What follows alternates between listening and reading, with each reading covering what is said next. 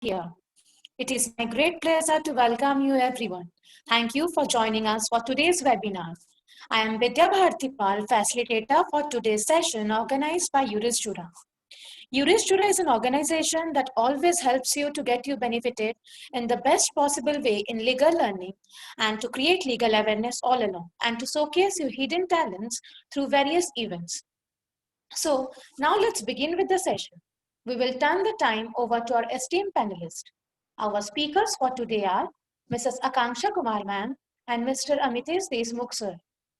Akanksha Kumar ma'am has enrolled at NLU Jodhpur as a doctoral scholar since July 2016 and is currently working on completing her PhD dissertation in the area of celebrity personality rights and looking at defining the contours for a right of publicity regime in India. Most recently, she has served as a full-time assistant professor at Nalsar, Hyderabad. She has a teaching experience of over 6 years and had served as an assistant professor at Amity University, Chhattisgarh and at NLU Jodhpur. At NLU Jodhpur, she headed the Center for Advanced Research and Training in Arbitration Law and handled activities of the flagship journal, Indian Journal of Arbitration Law. She is an alumnus of the Hidayatullah National Law University, Raipur, and had secured 15 gold medals for a stellar academic performance during undergraduate studies. She then graduated from the Faculty of Law, National University of Singapore, and with specialized Masters in International and Comparative Law. There she completed the directed research dissertation titled The Taking of Evidence in International Arbitration, a New Legal Design. She was also successfully completed the WIPO Singapore Summer School in 2013. Recently, she has completed working on a project from the NUS Center for Law and Business on the unilateral model arbitration law adopted in Asia as the Indian reporter with Mr. Harisankar KS. The same has now been published in a conference volume book by Cambridge University Publication. She continues to write in the areas of domestic and international arbitration and nurtures a special interest in intellectual property law and also speaks as a guest faculty at CII and CREDAI arbitration workshops and conferences and also in other workshops in the field of law. So welcome you, ma'am. Next. Our next speaker is Mr. Amitesh Desmukh sir. He is designated as an assistant professor, faculty of law, NLU Jodhpur. He is a graduate of Hidayatullah National Law University and presently working at National Law University Jodhpur. Having pursued his master's degree in corporate laws, he always had a keen interest in alternative dispute resolution mechanisms. Apart from an academic, he identified himself as a fond of Hindi literature. So welcome you, sir. So, our topic for today's webinar is the writing requirement addressing the conundrum of the correct form of an arbitration agreement. Arbitration is most commonly used for the resolution of commercial disputes, particularly in the consent past and at present. Arbitration is the most sorted method of settling disputes between, in view of the increased number of pending cases and the time-consuming processes of the courts. An arbitration agreement means an agreement by the parties to submit to the arbitration the disputes which may have arisen or which may arise between them in respect of a defined legal relationship. It may be contractual or not, but it has to be drafted in a particular way. Otherwise, it may not be deemed to be accordance with the provision. So, now let's start for what we are here. Let's hear from our eminent speakers about the topic very thoroughly. Just a little housekeeping before we get started. I request all the participants to turn off your video and mute yourself throughout the session so as to avoid any kind of disruption to our speakers. If you have any question during the session, please raise your hand during the question answer session at the end and I will surely let you get your answers. Kindly attend the session throughout and we shall be providing you the feedback link just after the session itself. So kindly maintain the decorum and please cooperate. Now, without further ado, let's get started with the session. So I kindly request Amitesh sir to enlighten us with the basics of the writing requirement of our arbitration agreement. Please, sir. Thank you, Vidya. Am I audible? Give me a feedback on this. Okay, Yes, sir, thank you're you. audible. Yes, sir. So, in my discussion, I'll be covering up four important topics relating to writing requirement, the basics of writing requirement. Firstly, what is writing requirement? What is formal requirement? What is form requirement of an arbitration agreement? And how is it different from formal validity of an arbitration agreement? After that, we'll go on to discuss rationale behind writing requirement, followed by the two very important conventions and model law on writing requirement, namely New York Convention and Model Arbitration Law by UNCITRAL, and writing requirement in India under Section 7 of Arbitration and Conciliation Act. With that, I'll be finishing my speech. So starting with what is writing requirement? So understanding writing requirement is very important. It may go back to the theory of the doctrine of freedom of contract. What does doctrine of freedom of contract talks about? It talks about everyone is free to enter into contracts. And this freedom can be regulated, restricted, or limited by way of laws. So by way of laws, what the states do, states make requirement as to certain contracts and certain agreements, how they will be enforced under the law. Some very good examples of it may be the sales, contract for sales or contract of mortgage, which have a compulsory writing requirement. Similarly, for arbitration agreement to be enforceable in law, it must be there in writing.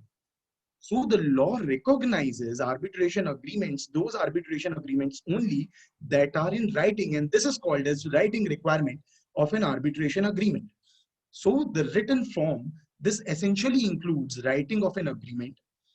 This writing may either be in form of a formal contract or maybe an exchange of physical or electronic communications.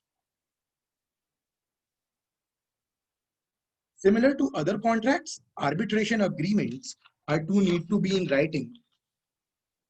And at this juncture, I think like when we are discussing like what is writing requirement of an arbitration agreement, it is pertinent for us, it is important for us to highlight that just because an arbitration agreement is in writing doesn't mean it becomes enforceable in total. Meaning thereby that an arbitration agreement may satisfy the writing requirement, may satisfy the form requirement given under the law, and yet be not enforceable under the law. In words of Gary B. Bourne, I'd like to quote this. In words of Gary B. Bourne, satisfaction of form requirement is necessary. Satisfaction is necessary, but not sufficient condition for contractual validity. Requirement of substantive validity must also be satisfied. Meaning thereby that an agreement that satisfies form requirement may fall short of formal validity because of violation of some applicable substantive law. This applicable substantive law may simply be relating to contract law as well. For example, where there is lack of consent or where there is an element of fraud or mistake of facts or law between the parties, though an arbitration agreement will may an arbitration agreement be well in writing, but still it can be unenforceable in law. So I think this is the main important point on which these two concepts, the formal validity of an arbitration agreement and form requirement of an arbitration agreement, differ from each other. Summarizing it, form requirement of an arbitration agreement is one of the parameter to check formal validity of an arbitration agreement. So now why there is a requirement for an arbitration agreement to be in writing? Like how did it all started? Why do we need an arbitration agreement to be in writing? So this question as to what is the rationale behind writing of an arbitration agreement stands on three grounds. First ground is when we enter into an arbitration agreement, we oust the jurisdiction of courts. So under the laws, we are given the right to approach the court in case of any dispute, and by way of an agreement, we waive such right. And the arbitration agreement should be in writing. The first ground is so as to ensure that the parties are well aware that they are waiving their access to the national courts, and thereby the parties are protected from making ill thought out commitments involving waiver of right to approach the national courts. The second ground can be said to be the writing requirement. The writing of an arbitration agreement provides a easily verifiable evidentiary record as to the existence of an arbitration agreement. This makes enforcement of the arbitration agreement easier. And the third ground being the writing requirement gives the momentum or impetus to genuine agreement on critical issues like what would be the seat of arbitration, what would be the venue of arbitration, what would be the institutional rules that will be incorporated in the arbitration, what will be the constitution of the arbitral tribunal before which the arbitration disputes will be referred. So these three important grounds are very much important to understand why writing is important. And when I say writing is important for an arbitration agreement, I do not oust the possibility of a valid arbitration agreement that might be oral in form. So even though writing of an arbitration agreement is very important, the sanctity of oral agreements shouldn't be nullified on this ground only. So on this note, let's move on to understand the writing requirement under New York Convention and the UNCITRAL model law. Coming on to New York Convention first. So the New York Convention recognizes only agreements in writing. New York Convention recognizes those arbitration agreements only that are in writing. The aim of the New York Convention is to provide a uniform international standard on which arbitral agreements can be judged, on which the validity of arbitration agreement can be determined. So according to the New York Convention, Article 2 of New York Convention, an arbitral agreement may be signed or it may be an exchange of communication. This qualification of being signed or being an exchange of communication should be an addition of writing. And this writing, this form requirement is applicable throughout various stages of the arbitration of the dispute resolution by way of arbitration.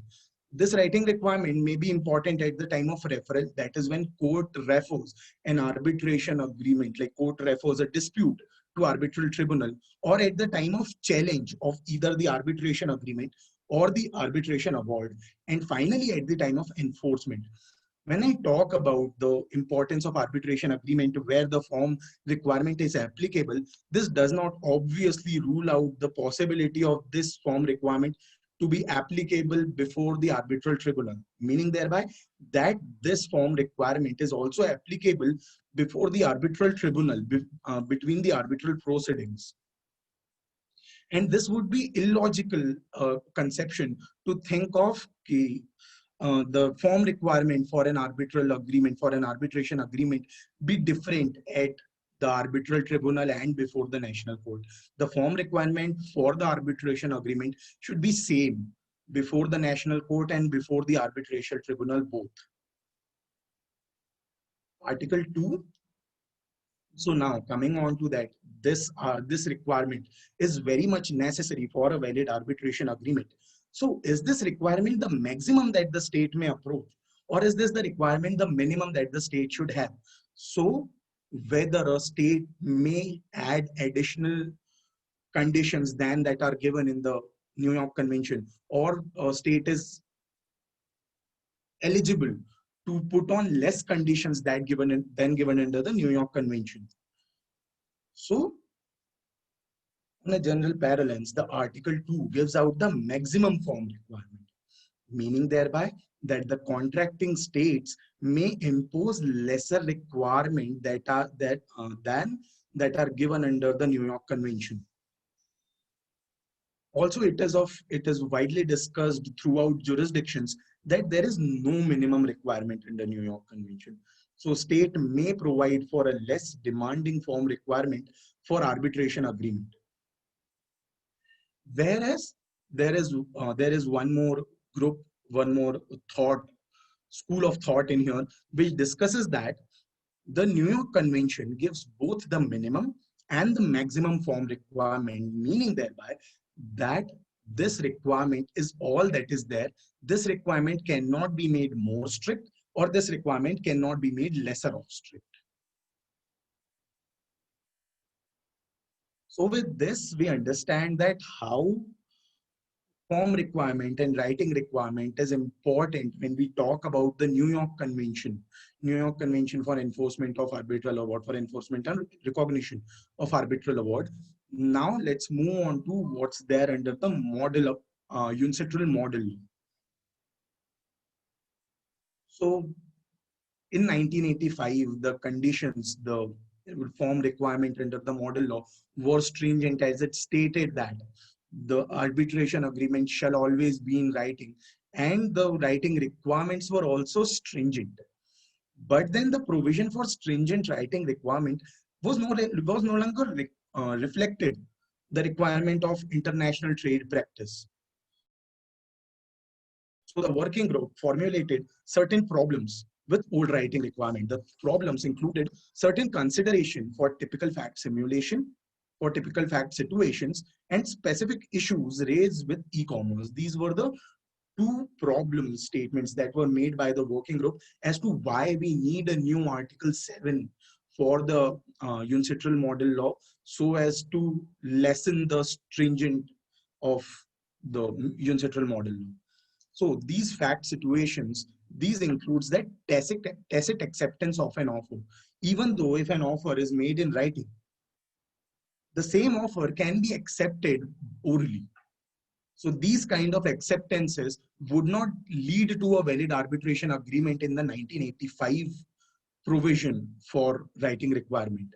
Similarly, some written communication by third party which evidences the agreement, such written communications were not accepted as valid arbitration agreement. And oral agreements between the parties or their reference in some written document were also not considered as arbitration agreements. And finally, the standing business relationship. There may be some business relationship in which there is an arbitration agreement that may not be referred again and again in all transactions between the parties. So to encapsulate all these factual situations in the background of emergence of e-commerce and emergence of e-contract, smart contract, it became very important for the working committee, for the working group to come up with a less stringent form requirement under the UNCITRAL model.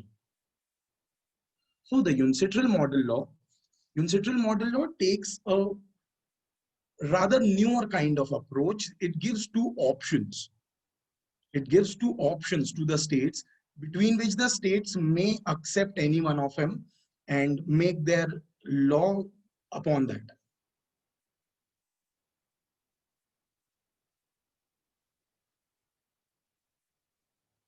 So yeah, so there were two options. Option one is a more detailed option which talks about what is writing requirement, the arbitration agreement shall be in writing, and how the writing requirement is to be fulfilled.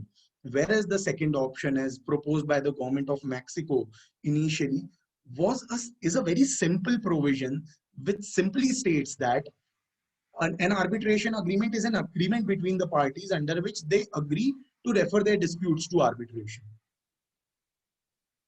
And now, as there are two options given under the UNCITRAL model law, it's upon the contracting state as to what option they want to incorporate in their domestic arbitration law.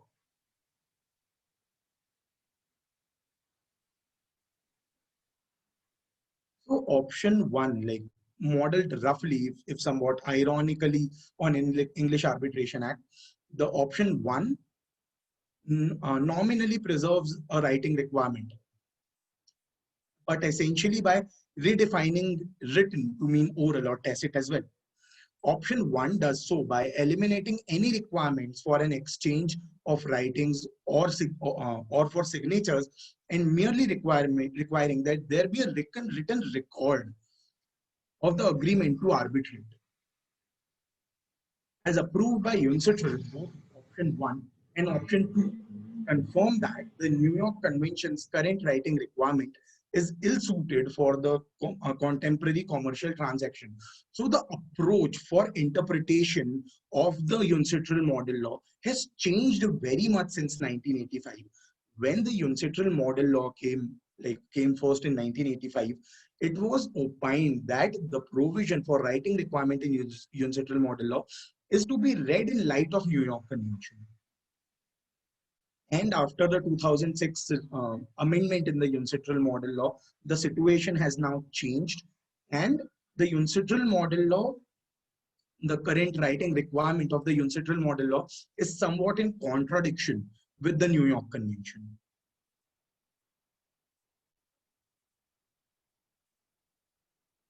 So going on with, like, this was all about the writing requirement under the New York Convention and the UNCITRAL model law, and how the change in international trade practices has led to amendment in the UNCITRAL model law, thereby making it more flexible for the contracting states to determine what kind of writing requirement they want to incorporate from the UNCITRAL model law for their domestic arbitration jurisdictions. On this note, let's go on with discussing form requirement under the Indian Arbitration Act. So form requirement under the Indian Arbitration Act, the Section 7 of Indian Arbitration Act provides that arbitration agreement would mean to be an agreement by the parties to submit to arbitration all or certain of their disputes. So parties may submit all of their disputes or a portion of their disputes to the arbitration by way of an arbitration agreement. But still in India, under subsection 3 of section 7, it's already written that the arbitration agreement shall be in writing, and subsection 4 gives out what can writing mean to be. So arbitration agreement is in writing if it's contained in a document signed by the parties, or in exchange of letters, telex, telegrams, or other means of telecommunication which provide a record of the agreement. And an exchange of statement of claim or defense in which the existence of the agreement is alleged by one party and not denied by the other party. This writing requirement given under section 7 reflects exactly what was given under the model law in 1985. So we're still going on with what was given under the model law in 1985, and the requirement has not been diluted in India till date. Also, when we talk about writing requirement, there comes one more provision, that is section 89 of CPC, which talks about when a court may refer parties before it to arbitration. So how does that happen? Can a court refer the parties to arbitration under section 89 of CPC, like on an oral agreement, even when there is no written agreement between the parties? Does section 89 of CPC gives power to the court to refer the parties to arbitration? So in the matter of Messrs. Caravel Shipping, in the matters of Caravel Shipping Services Private Limited versus Premier Seafoods Exim Private Limited, it is the 2018 judgment by Supreme Court, in which the Supreme Court decided that only prerequisite of arbitration agreement is that it should be in writing. So even under section 89 of CPC, the court doesn't have power to send the parties, to refer the parties to arbitration until and unless there is no written agreement. This written agreement can be in form of a joint memo or joint application. But then there must be something written between the parties upon which the court may refer the parties to arbitration. So that's all for arbitration, for writing requirement of an arbitration agreement, like the basics of it. And that's all from my side.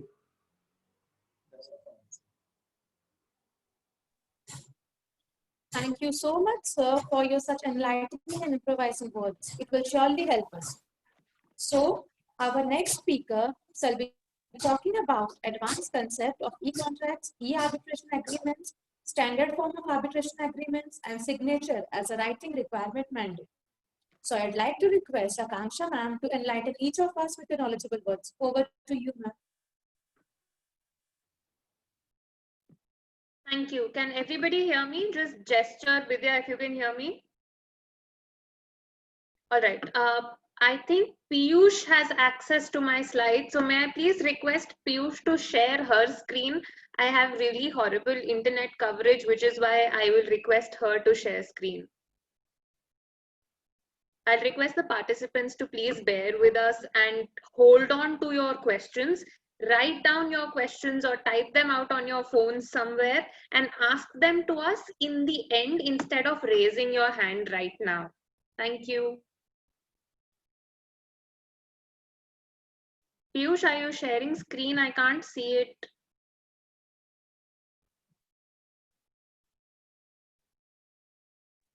Piyush, are you there?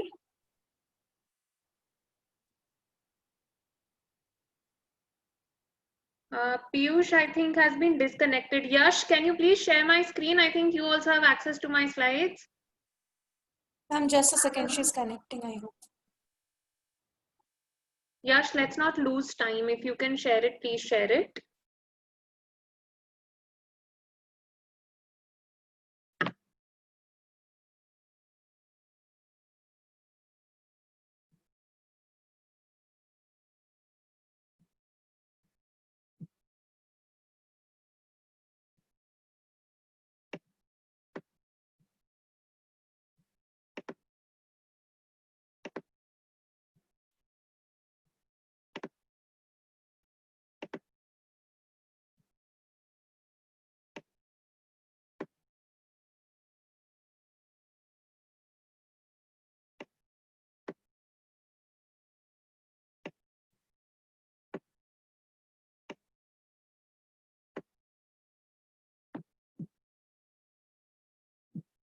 What's happening? Extremely sorry, ma'am. Actually, there was some technical issue. All Ma'am, right. I will share the screen. Yes, please. Okay. Thank you, Yash.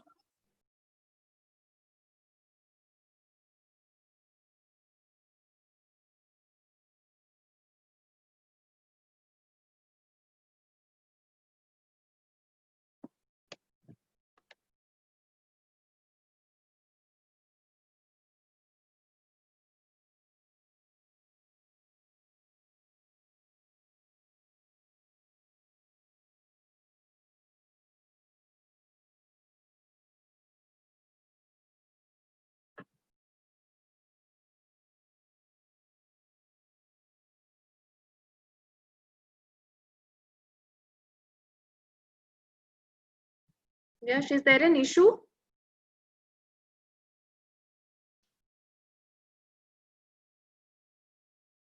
Yes, perfect. Yes. All right. Who is sharing? Yash, are you sharing this?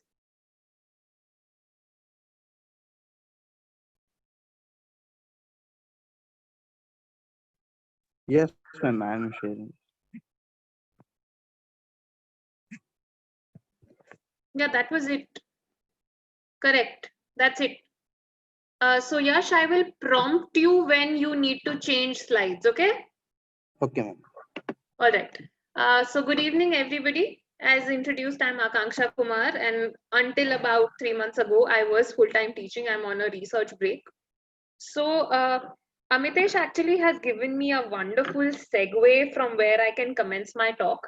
However, unfortunately, given that the organizers have given me only 30 minutes to speak, instead of speaking on everything that Vidya pointed out in the introduction to my talk, which was talking on e-contracts, e-arbitration agreements, as well as standard form contracts, and as well as talking about signature requirement, what I decided was that in the 30 minutes that have been allocated to me, I will only talk to you about something that all of us engage in very often and yet ignore, which is internet standard form agreements and arbitration clauses that are present in internet standard form or internet adhesion arbitration agreements that are called either click wrap or browse wrap or scroll wrap or sign in wrap agreements.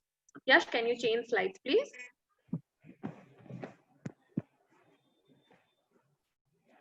Also, Yash, considering everybody can see your screen, so all the chats of your screen are also visible to everybody. Be careful, please. Okay, ma'am. Right.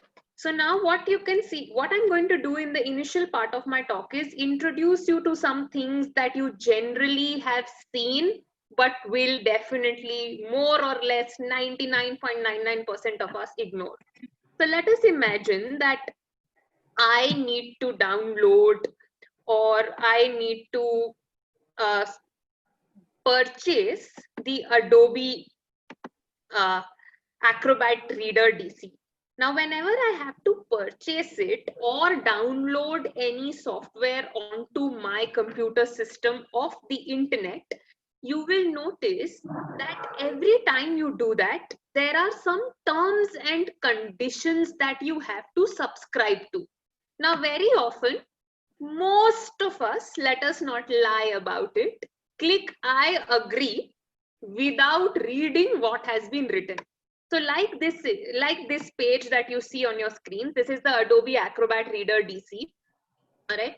And this is the download page for it, where you go ahead and you subscribe, and then there are terms and conditions on the first page itself, all right?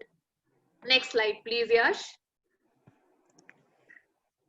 Right, so when you do click on the Adobe Acrobat Reader DC, it redirects you to a different page, which then has the Adobe Software Licensing Agreement, all right, for the reader, for the Adobe PDF Reader.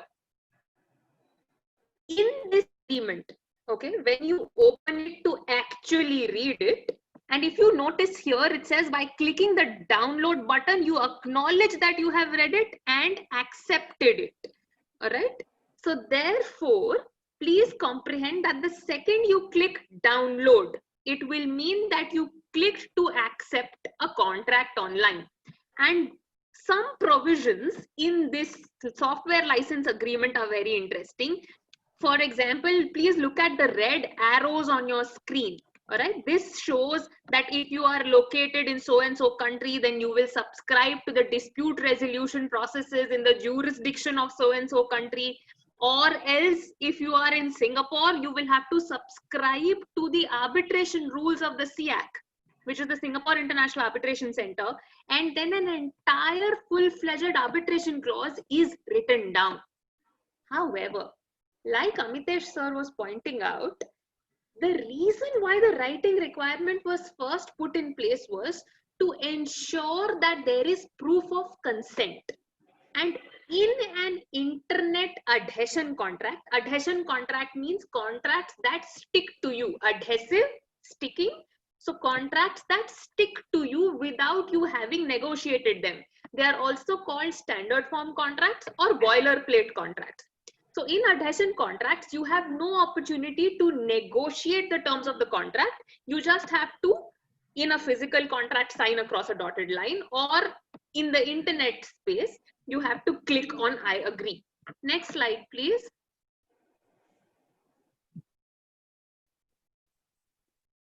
Okay, please, next slide. Next, just click, put a click. There is an animation actually on this slide. All right, so now I think that's it, Yash. Yeah. So I think everyone's used Flipkart, right? Yash, click once more. There's an animation. When you scroll down all the way to the end, Yash, there should be an animation with an arrow. Just like click on your screen. You're using your phone? Yes, ma'am. No, just click the next. Click next.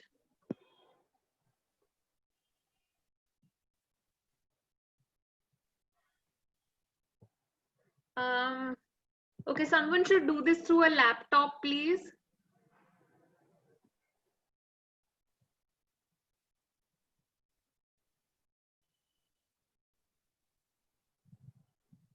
Next slide, Yash, the Flipkart screenshot.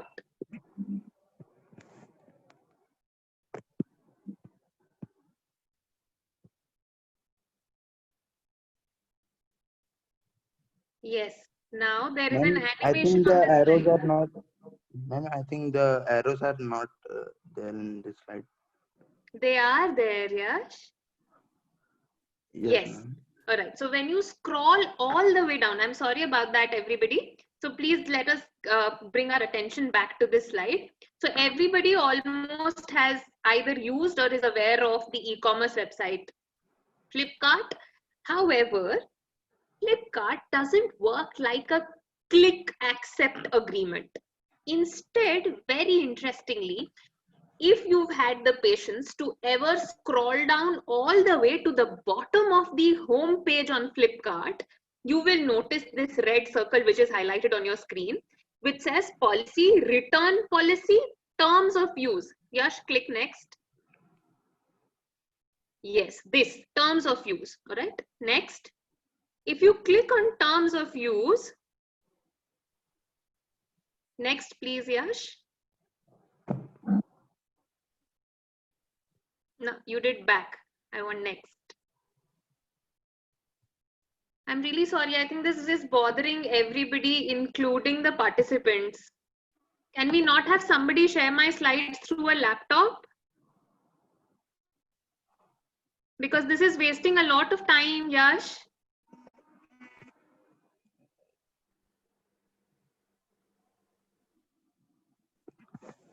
Ma'am, sorry for the inconvenience.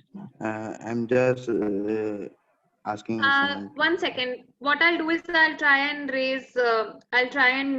share screen from my end itself. All right. However, I have really horrible internet access. So let me just try one.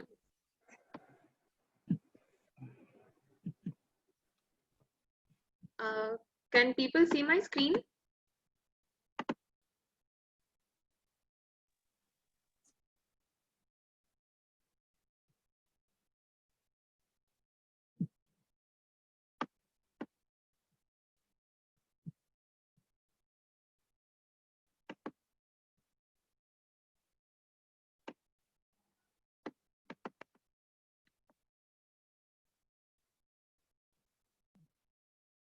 Yash, has somebody else been told to share my slides? No, ma'am. No. Ma'am, actually, I have told to Piyush, but she has some technical issues in her laptop. Yash, send me those slides. Send me those slides. I'll share them. I'll share them. Amitesh, will you share them? I'll send them to you. Yes, ma'am. I have a quite stable internet connection here. I can Right. share. Okay, I'll sir. just send them. Sir, I'm just sharing. We apologize to the participants. I mean, this is beyond the speaker's control. This shouldn't be happening, organizers. Extremely sorry for the inconvenience. We really apologize for this inconvenience caused. Amitesh, please check your email. Yes, ma'am. I'm checking it. Thank you. Yes.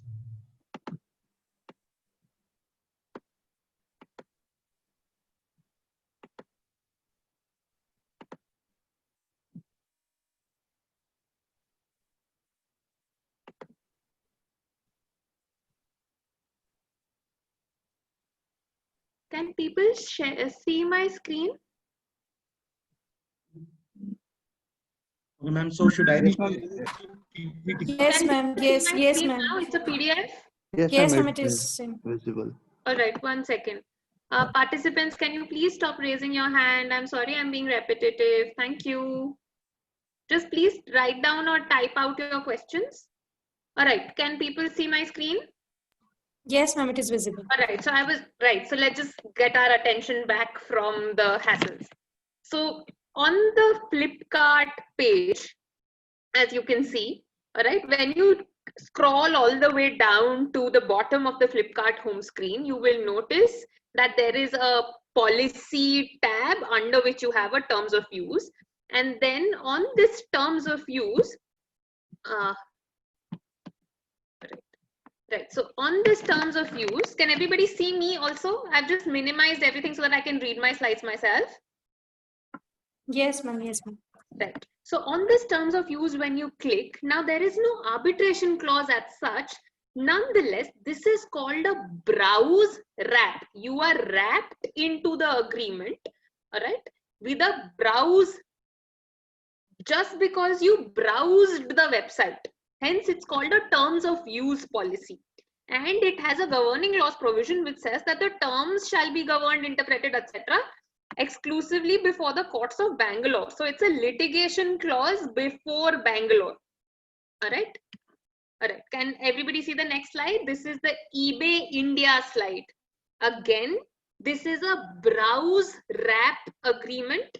The fact that you went into the website and decided to browse it means that you have agreed from the fact of browsing to be bound by the terms of use. Again, right at the bottom, when you scroll down to the eBay India website, a user agreement, the fact of use binds you to the agreement. All right. And when you use the user agreement, it leads you to a separate page. All right. Which is this. All right. It's a huge detailed agreement. And even though this was the eBay India website, it has, yes, a technically written clause, but the purpose of writing, which is evidence of consent, meeting of minds in a contract, that really is never fulfilled because one, nobody bothers to scroll all the way down. Two, did you really have constructive notice of something right at the bottom in tiny font on a website? And this says that you are going to be bound by arbitration if you are located in the USA, even if you are accessing eBay India. This arbitration then excludes you from class action suits, from your right to file class action suits, and it will happen as an institutional arbitration. All right. All of this is something that you're familiar with these websites, but did you know that this is what you get into when you use these websites? Now, this is Amazon India, all right? Amazon India, right at the bottom again, all right, has a conditions of use tab. When you click on the conditions of use tab, you get the entire agreement. Clause 22 of this agreement is the governing law and jurisdiction clause. Again, it says exclusively before the courts at Delhi. Your right to choose a forum also gets taken away from an adhesion contract that you had no opportunity to negotiate. Then something very important and something that I was reminded of today morning. So this is from my system. I have a Windows 10 laptop. It's an HP laptop. All right, I've tried to redact my license number. Now, when you open the system settings, you will notice that your Windows is under a license from Microsoft. It's a software license. And when you open the software license terms on Windows, this window will pop up, and the beginning of the window, right, this red arrow, the beginning of the agreement is if you live in the US or if your principal place of business is in the US, you have to subscribe to a binding arbitration clause. Furthermore, when you reach this paragraph 11 or clause 11 of this agreement, the Microsoft software license terms for usage of Windows 10 on your laptop, it has an institutional arbitration binding clause that also obligates you to never bring a class action suit against Microsoft. All right, so this is another topic for another discussion about whether it's legal under the consumer protection laws or not. If you are located elsewhere, then there are provisions within the contract itself about how to arbitrate or how to resolve disputes if you are outside of the US, but you are still bound to a dispute resolution system that is already chosen for you. Which brings us to comprehending something, right? What are internet adhesion contracts? So internet adhesion contracts are of different kinds, and please remember that they are not really the same thing, all right? The names cannot be used interchangeably. I'm sorry. Can everybody still see my slide? Yes, ma'am. Right. So, see, the idea is that we need to comprehend that these contracts are here to stay. So, unlike traditionally writing down contracts or even exchanging emails, the more the commercial world continues to move business processes and transactions across mobile devices and the World Wide Web, and the legal world also continues to struggle to adapt with traditional contract principles to apply to different electronic paradigms, in order to actually facilitate fast and efficient use of websites, e-businesses frequently have attempted and in fact are successful in binding website users to terms and conditions by using various types of standard form contracts. And these contracts are offered on a take it or leave it basis. The terms and conditions that are contained in these agreements generally govern purchase and sale, but very, very importantly, also govern dispute resolution in relation to the usage of the product or service that the website on the internet offers. Now, courts have tried to coin different terms for different kinds of these electronic agreements that take place on the web. And each of these names are named after actually something that was happening physically, called the shrink wrap software license agreements that were common in the early 1990s. Shrink wrap agreements are, so I don't know the generation to which the audience belongs, but I was brought up in the 90s and the 2000s, and that is when we first got a computer to our home for the first time. And to be able to get other stuff onto our computers, like different softwares, we would get like these packaged CDs that were originally purchased with a license key, CDs, and those CDs would have to be put into the CPU and then stuff would get uploaded. Now, the sealed packaging of these CDs came in plastic cling wrap or shrink wrap. And the idea was that the second you opened the wrapping means you were bound by the agreement to use, and therefore you were bound by the terms of use of that CD that carried the software, hence called shrink wrap. The shrink wrapping, once opened, wrapped you within itself in an agreement. From that, now, all right, there are different terms that have started coming up. So a click wrap agreement is an agreement that generally requires the user to actually take some affirmative step to accept the terms and conditions at issue. So that generally happens like the first thing that I was telling you with the Acrobat Adobe Reader, where you actually have to download. Click the download. That's an affirmative actual action that as the user you will undertake. So you clicked, hence a click wrap. All right. So a click wrap agreement can take many forms, but typically they require the user that the user will indicate consent to the terms of the agreement by clicking a button or ticking a checkbox confirming that they have accepted. And very often what will happen is that if you don't click I accept, you will not be redirected to the next window. So that's a methodology of the website to, at their end, indemnify themselves from future action that we did not, we gave adequate notice to the consumer that these are the terms. Please click I agree that I have read the terms, understood them, and I accept them. All right. So actually, a properly constructed click wrap agreement will more often than not provide actual or reasonable or constructive notice of its terms and conditions. On the other hand, the second thing, a browse wrap agreement is a website like Flipkart and eBay and Amazon, which contains a notice which all too frequently is not prominently displayed, that a user is unfortunately then bound to agree to certain terms and conditions because of continuing to use the website. Though by definition, therefore, a browse wrap agreement requires only passive acceptance of the website's terms, please comprehend that even the passive acceptance of the terms should be post an actual or constructive notice of the terms.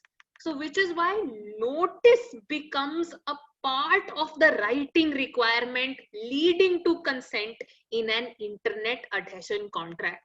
So while Amitesh sir has explained to you the basics of why write, please comprehend that while on the internet space, the technicality of writing is fulfilled, but the reason why you must write is very often not fulfilled, which is why notice and therefore manifest consent trumps the technicality of writing in an internet adhesion contract.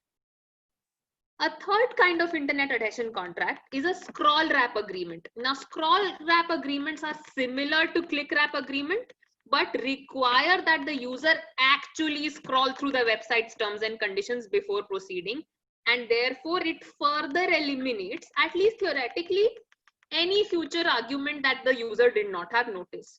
So while in click wrap you may just, I agree, in a scroll wrap very often there is AI algorithms ensure that you are actually reading the terms of the usage license. A fourth type of internet adhesion contract that is now seen is a sign-in agreement.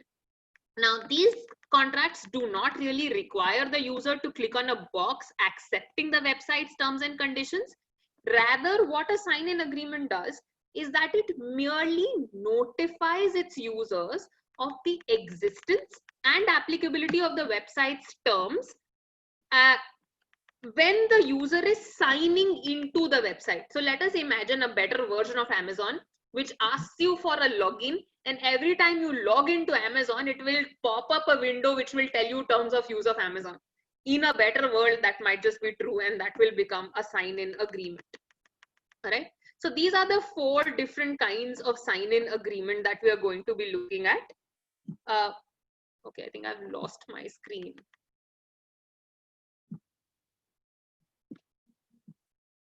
I have lost my screen somewhere.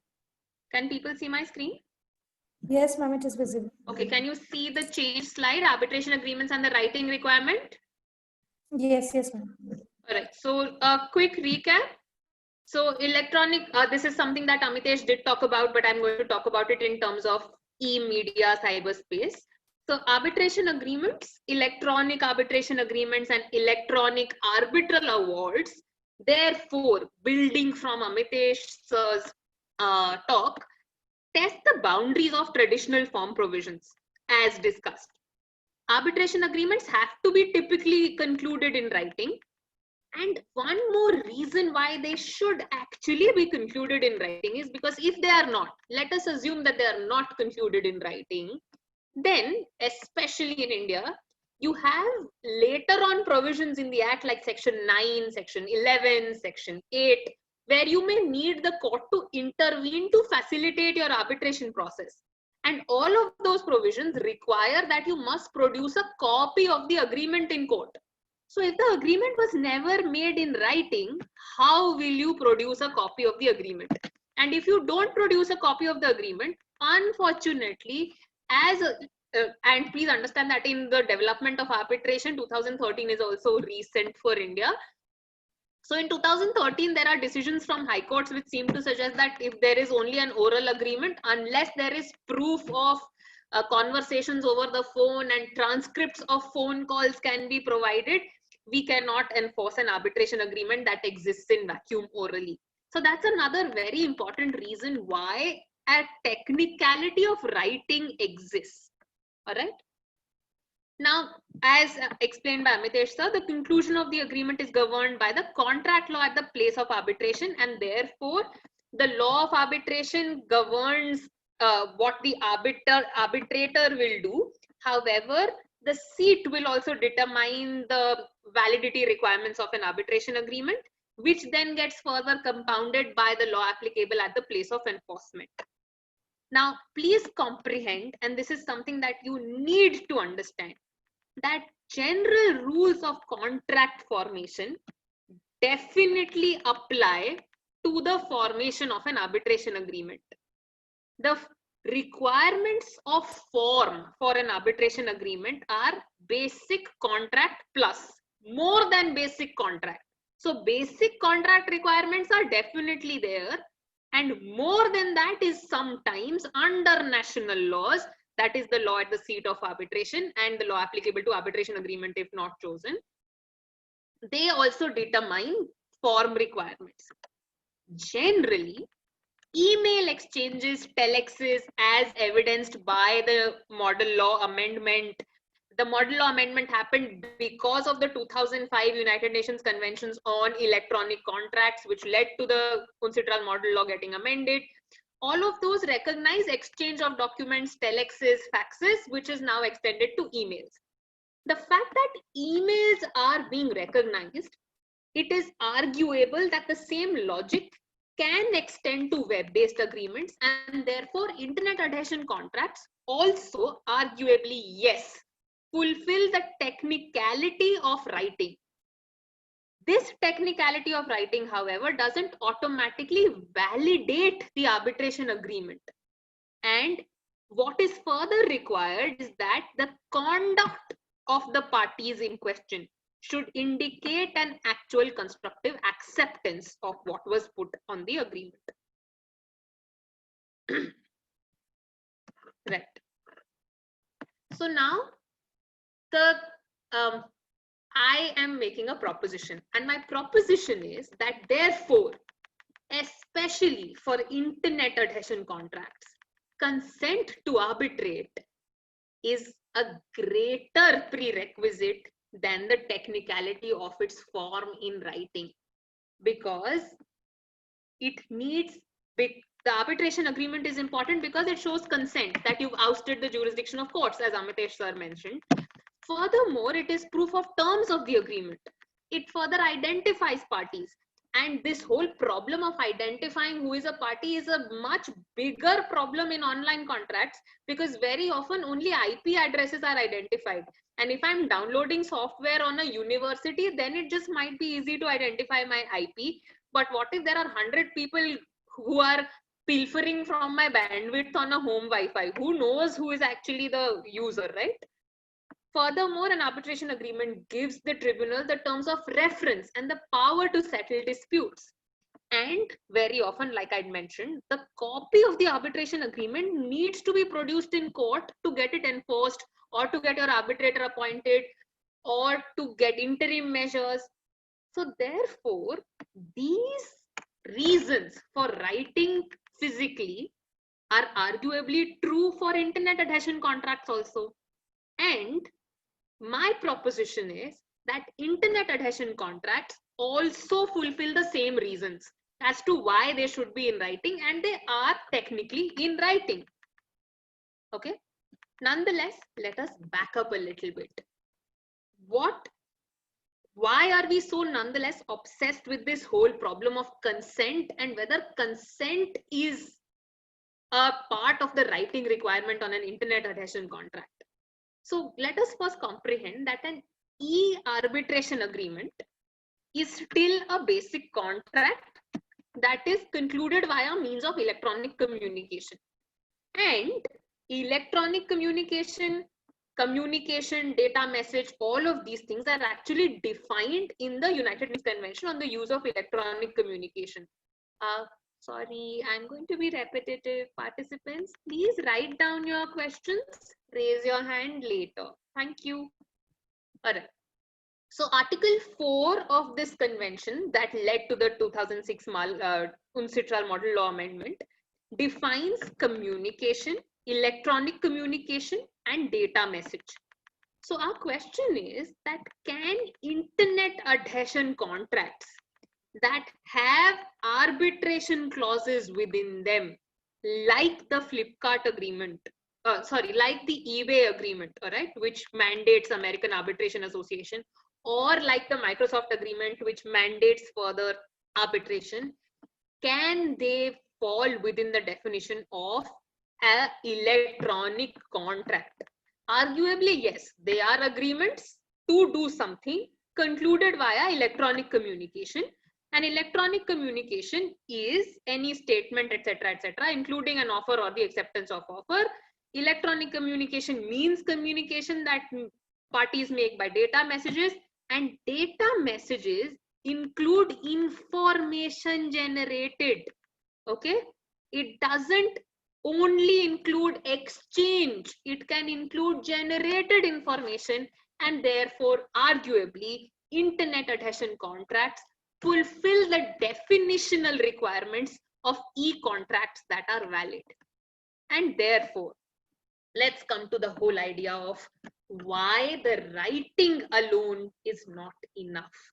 Okay, so now please understand that the manner of acceptance of an arbitration agreement, all right, is what will determine the nature of the wrapping that it will lead to. Okay, so in a click wrap agreement, like we talked, the presumption is that since the user concluded the contract with an explicit click, therefore there is sufficient notice and awareness that the agreement exists. I'm sorry. Thus, to determine whether there was a valid click wrap, what the court does, and therefore, and these are standards that emerge from American law.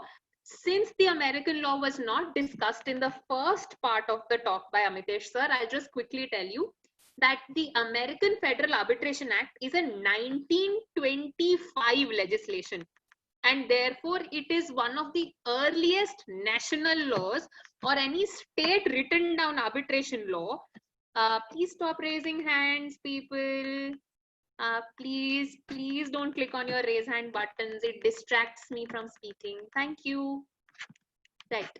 So like I was saying, the Federal Arbitration Act of the USA is one of the oldest, it's the oldest legislation enacted in 1925. And Section 2 of the Federal Arbitration Act is an agreement in writing contained in. It defines an arbitration agreement as an agreement in writing contained in, etc., etc. So the earliest legislated codified requirement for writing an arbitration agreement actually comes from the Federal Arbitration Act of 1925, which is now further seen in state legislations in the USA. So these standards that have emerged on how and whether to enforce internet adhesion arbitration agreements emerge from interpretations of the writing requirement under Federal Arbitration Act, read with New York Convention, read with model law. And therefore, to determine whether there is a valid click wrap, the standards that have evolved is that the court has to determine whether the users had reasonable notice of the terms of a click wrap agreement and manifest, visible assent to the agreement. Now, these are standards that have emerged from several case law. Since I'm running out of time, I won't go into the case law. Now, on the other hand, courts enforce browse wrap. Remember, browse wrap is like Flipkart. You don't know what is there until you go all the way down. But the fact that you are using Flipkart means you are bound. So on the other hand, enforcement of browse wrap agreements that contain arbitration clauses is very rare, and it only happens when there is actual or constructive knowledge. So let us distinguish between reasonable knowledge and actual knowledge. Reasonable knowledge is I click, actual physical act, which seems to suggest that I may have read it. I know it exists. There is a full-fledged box telling me terms and conditions. Okay. On the other hand, browse wrap doesn't give me actual notice unless, like I said, in a better world, Amazon keeps popping up the terms and conditions. All right. So constructive notice or constructive knowledge of the terms means that a website should have actually provided reasonable notice, and whether users could have completed their purchase without ever having noticed that their purchases are bound by the terms. Amazon. Until I actually began researching to teach this topic about 4 years ago for the first time, I didn't know that me shopping on Amazon would subject me to jurisdiction of courts in Delhi. All right, even though I was located in Jodhpur. So these are things that you become aware of only through proactivism. Therefore, moving ahead. Click wrap agreements, easy to find valid because it requires actual physical act on the part of user. However, browse wrap agreements require actual knowledge of terms and constructive knowledge. Thereafter, in 2002, from the Second Circuit courts, there is a decision which is Specht versus TransUnion. All right, Specht versus TransUnion is a 2002 Second Circuit Court decision from the US. Specht versus TransUnion is a newer kind of interpretation. So this is the case law difference. All right, sorry, Seguros versus TransUnion. Seguros versus TransUnion is a 2002 judgment from the Second Circuit. And Seguros versus TransUnion is the main judgment that actually led to creation of standards for the courts to look into the enforceability of hybrid click wrap, browse wrap type online internet adhesion contracts. All right, and it's a very interesting judgment actually, because the arbitration clause in I'm using the third column, right? Seguros versus TransUnion. Sorry, it's a Seventh Circuit Court judgment in 2016. It was buried in an online service agreement. And the court held that it was not enforceable because the consumer was never given reasonable notice that using a website constituted assent to an agreement containing an arbitration clause. What had happened was that a customer purchased a credit score. So it's a credit score website, TransUnion, from the credit reporting agency's website. When the customer then attempted to purchase a car based on a loan, based on his credit score, he discovered that the credit score he had purchased was about 100 points higher than the credit score that was used by the car dealership to authorize the sale based on a loan. So when this customer filed a suit, the credit reporting agency moved to compel arbitration instead, based on an arbitration clause that was found in an agreement that was allegedly agreed to by the customer just because he used TransUnion websites. Now, applying Illinois state law, Seventh Circuit, so the state of Illinois, all right? The Seventh Circuit Court held that the relevant question involved the test of reasonable communicativeness. Now, according to the court, the test of reasonable communicativeness for such a buried hybrid, neither click wrap, neither browse wrap type agreement looks at then whether one, the writing even happened, and with writing whether there was constructive notice for the user to actually give consent to be bound. All right. Now, what the court did, the court looked at the entire format of the website, tried to see whether actually the terms were visible or should the consumer or user have to go looking for the terms. All right. And there were multiple steps. Now, the Seventh Circuit eventually found that in spite of the multiple steps, the website could not reasonably inform the consumer that he was agreeing to be bound by the service agreement. All right. So I'm just going to skip over these slides. Now, more recently, US courts have talked about how to enforce different kinds of browse wrap, click wrap, sign up agreements. Now, the first case is Meyer versus Uber.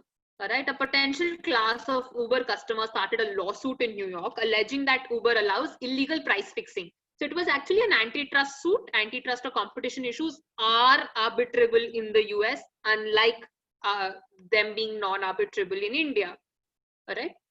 I know I'm slightly over time, but we overshot quite a bit with the technicalities. I have about 2 more slides. So can I continue, Yash and Vidya? Yes, ma'am, sure, you can. Yeah, thank you so much. So the Second Circuit found in the Meyer versus Uber case that it applied California contract law, Second Circuit, state of California, in its review, and it ruled that a customer who lacked actual notice of the terms of an agreement can be bound by the agreement if a reasonably prudent user would be on inquiry notice of the terms. So they used the test of a reasonable user. They said if a reasonable user is able to tell that there are terms of use which has an arbitration clause, then anybody, even if they have not read it, are to be bound by the arbitration clause. All right. And therefore, since Uber's terms of reference were very conspicuous, the second you logged on to Uber, they would pop up to say these are the terms of reference that you subscribe to the second you decide to use Uber, means that now you are going to be bound by whatever was contained in the terms, even if you didn't read them. Not reading them is the problem of the user because the provider did their best. On the other hand, even more recently, in January 2019, in Stark versus Square Trade, one very interesting thing was figured. All right. Now, I'm sorry. This was the test of constructive awareness coupled with an individual purchasing something from a commercial party that would amount to assent. So the created what is called the coupling principle, and the Second Circuit used the coupling principle to then not uphold and not enforce an arbitration agreement in part because the hyperlink in question. Do you understand what a hyperlink is? Me telling you, okay, when we click here, it will redirect. That's a hyperlink. So the hyperlink in question was not conspicuous enough for a user to actually get notice of the contract terms. And therefore, even though the terms of use were present, they were very much buried within the website. And therefore, what the test was created was the test of coupling. Constructive awareness and actual purchase needs to happen, or an actual an actual act needs to be undertaken by the user to amount to assent. Furthermore, even more recently in June 2000, furthermore, even more recently in June 2019, in the case of Anand versus Heath et al., this is the Northern District Court of Illinois again, which will lead to an appeal to the Seventh Circuit. It has not been appealed. The court coined a new term called the hybrid wrap agreement. Now, hybrid wrap agreement, according to the courts, were typically something that would prompt the user for actual assent after presenting the user with a hyperlink. So they called it hybrid wrap. We've discussed hybrid wrap as scroll wrap, that unless you actually read to click, it will not let you go ahead. And a hybrid wrap agreement was still not enforced in this case because the court said that the button that you were supposed to click, I agree, was not directly connected to the terms and conditions. So the terms and conditions were on one place and the click, I agree, were on another. The argument, very interesting arguments in this case, because the arguments that were given by the website owners were that when you do a physical contract, you are obviously turning pages in a physical contract also to find dispute resolution clause. This is like that. Why can't we bind our users by it? So the court says that there is a complete difference between a physical contract with 100 pages that are flipped with an actual reading versus a website terms of use. And therefore, that parallel is a bad parallel to draw, and the court rejected that argument.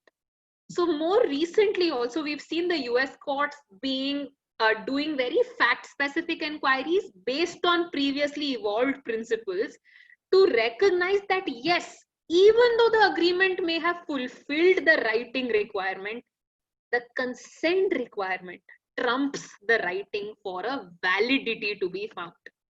Now, in India, while Section 7 has been discussed, let us see whether in India these internet adhesion contracts and arbitration agreements as a part of internet adhesion contracts are valid. So we know that Section 10 of the Indian Contract Act tells us when an agreement is a valid contract, and therefore all agreements are contracts if free consent, etc., etc. Furthermore, when the IT Act was amended, Section 10 capital A was inserted, which recognizes electronic agreements. So when in a contract formation, a communication of proposals, etc. happens, they are expressed in electronic form, those contracts are valid.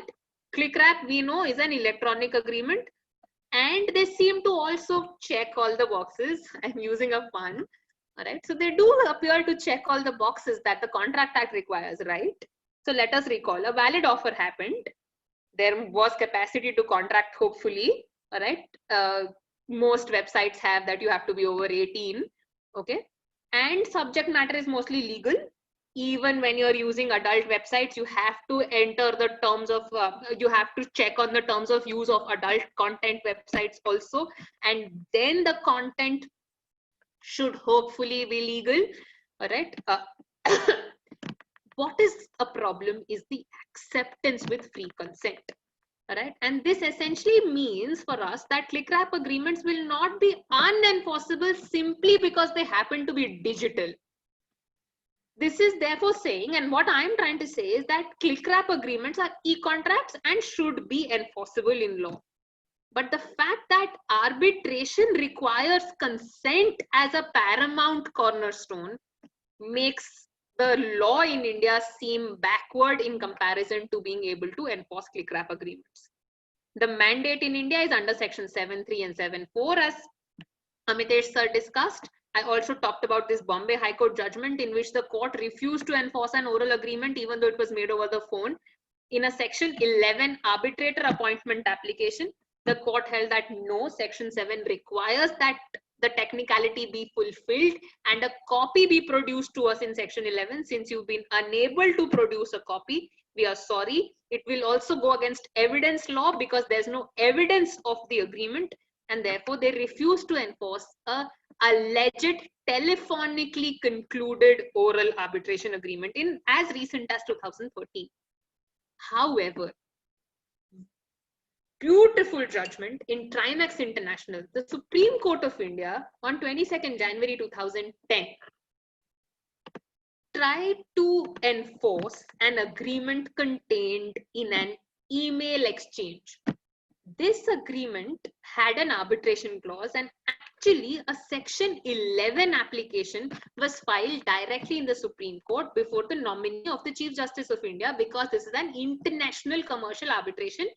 Therefore, the section 11 application gets filed directly in the Supreme Court and not in a High Court. In Trimax International, the petitioner Trimax was a Dubai-based company, hence international commercial arbitration under section 21F of the Act. Okay, it placed an order for mineral ores, which is from Vedanta, etc., etc. Emails were exchanged between the parties. The court relied on one of its earlier judgments in Great Offshore Limited versus Iranian Offshore Engineering of 2008 and stated that technicalities like stamping seals and even signatures are red tape. Parties need to be able to get what they want. And therefore, our job through a reading of section 5, which is minimal courtroom interference in an arbitration process, tells us that we still need to enforce this agreement. However, recall, in 2010, this is an email, which means the writing requirement is satisfied. Evidence of consent is available. Evidence of the terms are available. You can produce a printout of the email in court. If this was happening in COVID era, you can produce screen share of your email, right? You can produce screenshots of your email in a virtual hearing. You can do e-filings online now, all right? Compare that to what happened in 2013, 3 years later in the Bombay High Court. It was an oral agreement without evidence. That is where the matters therefore turned. Nonetheless, this decision, Trimax, lays down a very important standard that where consent is manifest, those agreements, even if in electronic form, are enforceable and the parties will have to stand to the bargain that they had agreed to in the past. However, in India, we have this beautiful terminology called unconscionable arbitration clauses. And these unconscionable arbitration clauses are arbitration clauses where one party has less bargaining power, like consumer contracts or employer-employee contracts. And the Supreme Court of India in 1986 in Central Indian Water versus Brajnath Ganguly, this is the judgment that holds the field, held that the only exception to the principle that unequal bargaining power agreements are unconscionable is commercial contracts, that is between two business entities, or else where there is unequal bargaining power between two entities, the agreements are not enforceable. So now it seems to suggest that click wrap agreements are not enforceable because there was no bargaining at all. As a user, I am at a much lesser footing than the creator of the website that I'm using. However, the Supreme Court of India in ICOM Tele versus Punjab State Water Supply and Sewerage said that deterring a party to an arbitration from invoking ADR by a pre-deposit, etc., related to the facts would be contrary to the object of declogging the court system. So now please comprehend that in India, we have had electronic agreements being enforced, email exchanges being enforced, and parties being sent to arbitration, arbitrators being appointed for them. However, we don't have a case in India that lays down a standard for Indian legislation interpretation in relation to internet adhesion browse wrap, click wrap agreements. However, unless, and my argument is that it's not as if it cannot be done. Those agreements can be enforced. If we club the Trimax standards from India with the Seguros 2016 7th Circuit standard from the US, and then try to enforce a click wrap agreement by saying that there should have been manifest consent to arbitrate. Thank you so much for giving me your time and attention. Now, if there are questions, I think Vidya is going to moderate.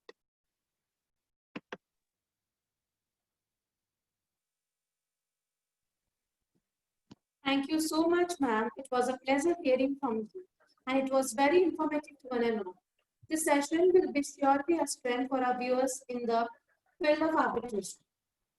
So, if it pleases you, ma'am, can we move towards the question and answer session by taking out the questions? So, due to time constraint, we shall move little fast. And Amitesh sir, due to some work, he left us in the session. So, ma'am, you can continue. So, we are starting with the question and answer session. I kindly request the host to unmute one by one those who are raising their hands. And so participants, we shall unmute you one by one. Kindly do have patience and wait for your turn. So let's start with the question and answer session. Right. If I may please clarify one more thing, please mention who the question is addressed to. Ma'am, actually, Amitesh sir, due to some work, he left the meeting. I'm so sorry about that. I am, over. So if any participant having any question to Amitesh sir, kindly mail us in our official mail ID. We shall give your answers to it. Right. And any question to ma'am, please ask over it. Thank you.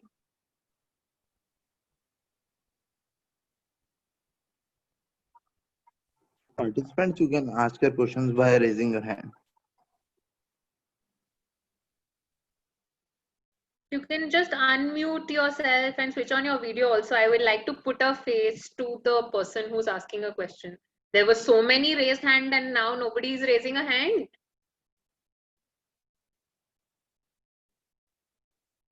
That means I was either very good or very bad. No, ma'am, it was extremely informative. Participants, you can raise your hand. There are queries. Please don't hesitate. I am not too busy. I can spare about 10-15 minutes more. Actually, ma'am, I too have a question. Yes, please. Can I ask? Yes, please. Ma'am, actually, I just wanted to know that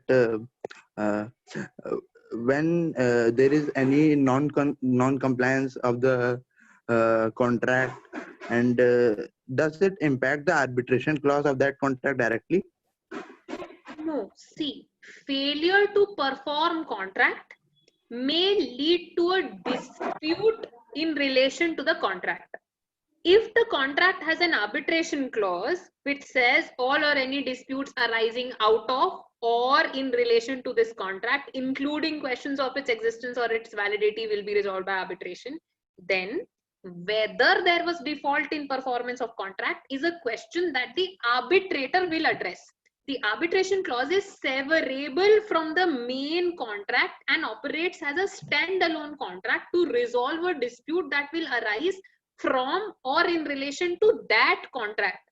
So non-performance, even void ab initio contracts continue to retain their arbitration clause, because who will tell whether the arbitration, whether the main contract is really void ab initio? That determination will also be done by the arbitrator. So a non-performance of the main contract does not have any effect on the validity of the arbitration clause contained in the main contract. In fact, the arbitration clause will facilitate the resolution of a dispute that will arise because of non-performance. Is that clear? Yes, ma'am. Yes. Rajat has a question. Hi Rajat, how are you? Please show me your face. I have not seen you people for more than a year now. Hello, ma'am. How are you, Rajat? Good evening, ma'am. I am fine. For everybody else, Rajat was a former student. Yes, please, Rajat, tell me. Ma'am, I am not question, but session is very informative for me. Okay. No, ask the question if you So have one. thank you, ma'am. You're welcome, Rajat. Thank you, ma'am. Are there any more questions? There were a lot of raised hands in the middle.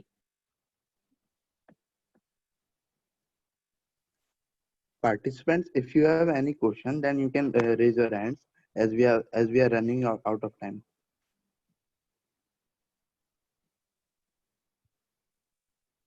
Correct. Either this was either very disappointing or people didn't comprehend anything or everyone's understood everything and there are no questions. So last announcement, any participant, do you have any questions? Yes, yes. Yes, Riya. Yes, please.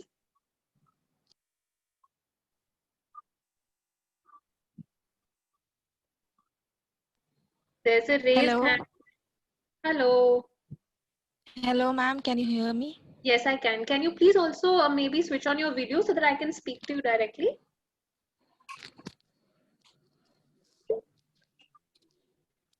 Yes. Hello, Priya. Please tell me.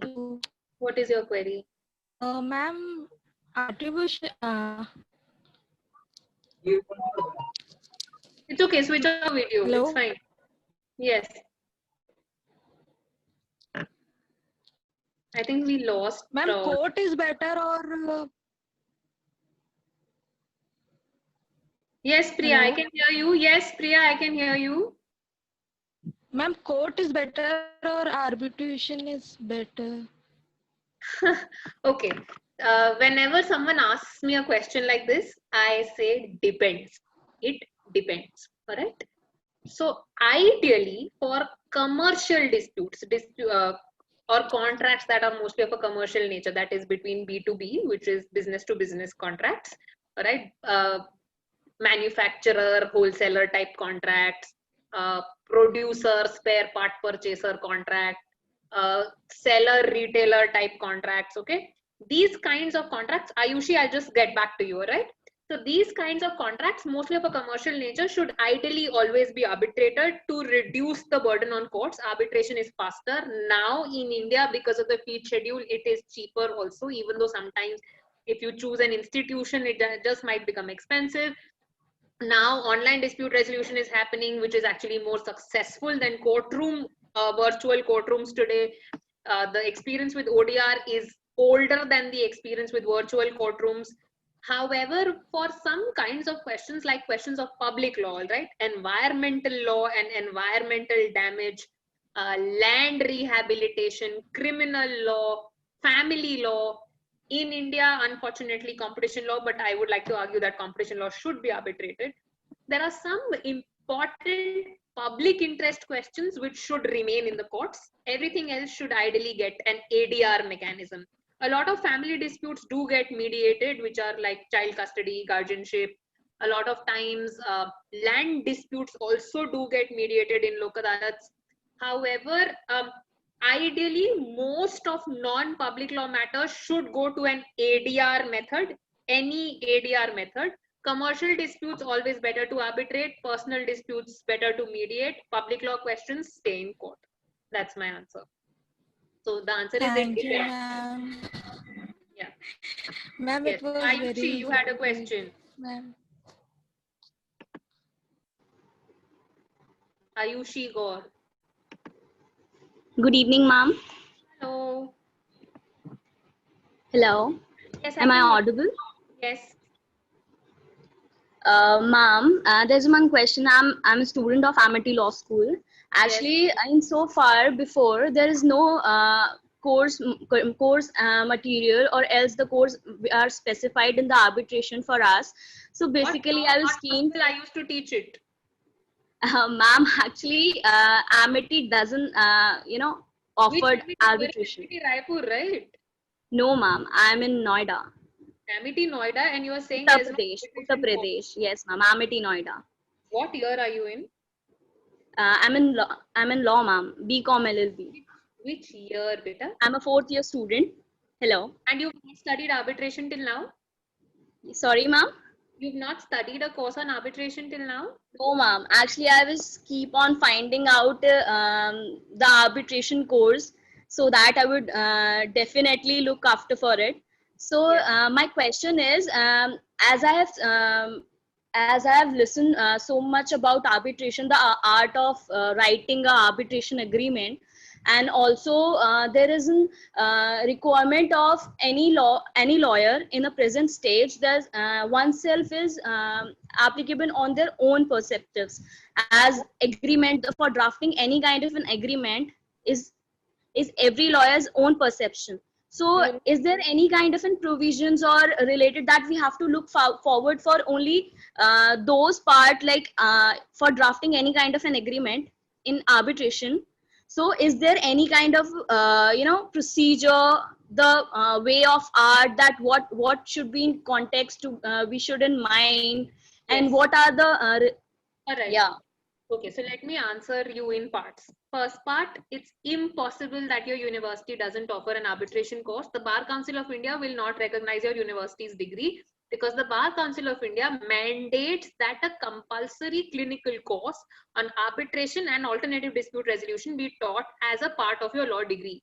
If they don't teach it throughout 5 years, your degree is not recognized by the Bar Council of India. It's a compulsory clinical, which means practice oriented. But ma'am, the provision is, sorry to interrupt, the provision is right now, passed, ma'am. So we have already completed our course, like almost. No, generally we teach this course in either 7th semester or 9th semester. It will come. Which semester are you in?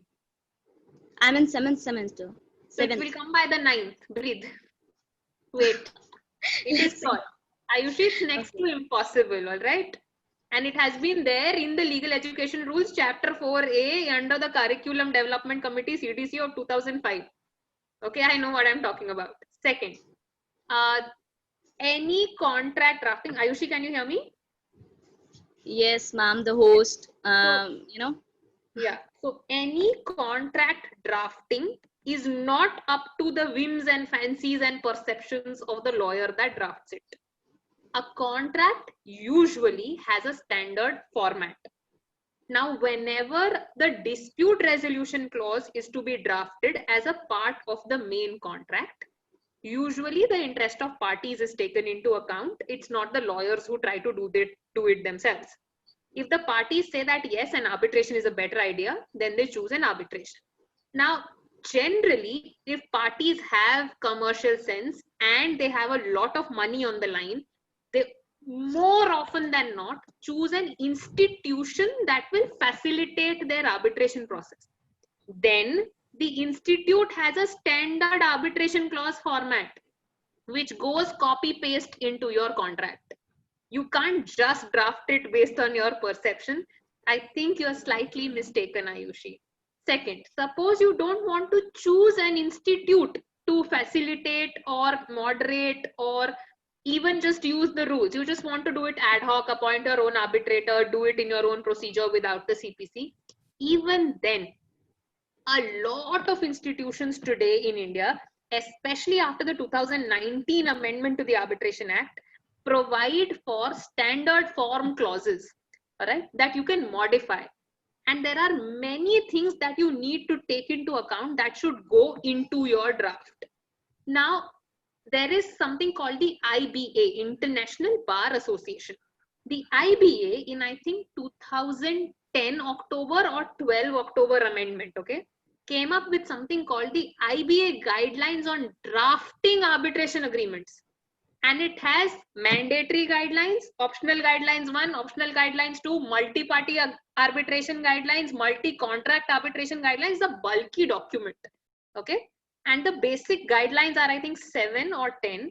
which tell you that you have to tell place, you have to tell number of arbitrators, procedure to appoint arbitrator, language of arbitration, okay, institute if chosen or not, who are the parties, who will succeed under the parties, all of that has to go in the arbitration agreement. So there are actual guidelines in place on what to write and how to write in your arbitration clause. It's not the lawyer's perception. Okay? So there's something messed up with No, you just need to read more. You can always learn more. Okay?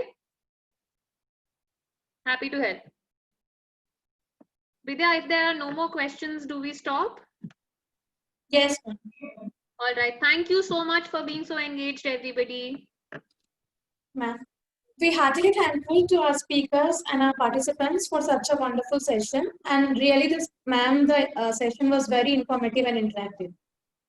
So, Thank you. respected ma'am and all the participants, I, on the behalf of the Juris Jura team, extend a And very Amitesh sir, even though he's logged out, yes, we yes, thank Amitesh sir also. yes, ma'am, holds because you and Amit is support.